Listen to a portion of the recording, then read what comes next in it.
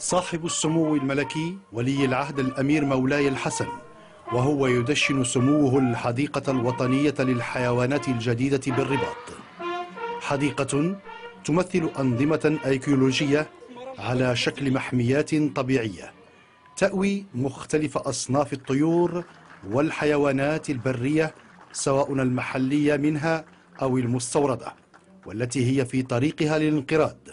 وقد تم تصميم حديقة الحيوانات بالرباط على مفهوم الفضاء المفتوح. صاحب السمو الملكي ولي العهد الأمير مولاي الحسن يقص الشريط الرمزي إيذانا بتدشين هذا الفضاء الطبيعي الذي يمتد على مساحة 50 هكتارا، سيمكن من عرض جملة من الحيوانات بطريقة متميزة تحاكي المنظومات الطبيعية، مع تشجيع المجال السياحي والثقافي والبحث العلمي.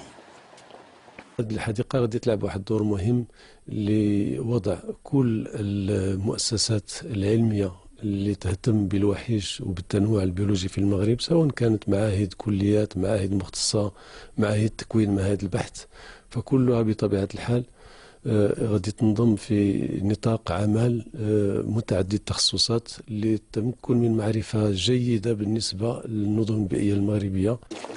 صاحب السمو الملكي ولي العهد الأمير مولاي الحسن، وخلال جولة سموه بالحديقة طلع على جل المرافق بها ومختلف أصناف الحيوانات، كما زار سمو الأمير ولي العهد مولاي الحسن فضاء النظام البيئي من نوع السافانا، ثم البركة المائية التي تأوي حيوانات من قبيل التماسيح وفرس النهر، إضافة إلى مواقع تشكل نظاما بيئيا للحفاظ على أنواع مختلفة من الحيوانات النادرة.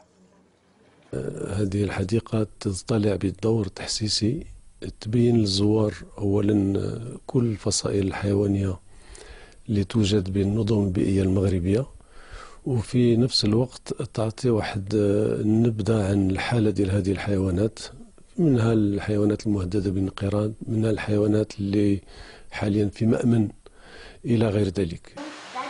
صاحب السمو الملكي ولي العهد الأمير مولاي الحسن حضر بالمناسبة عرضا فنيا قدمته لسموه مجموعة من الأطفال المتنكرين.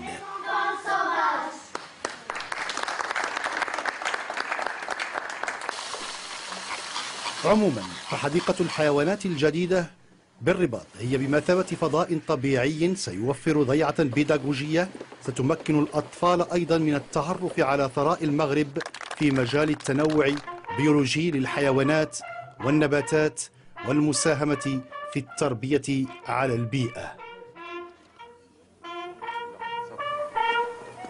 لازم مرة الله يبارك المرسيدي.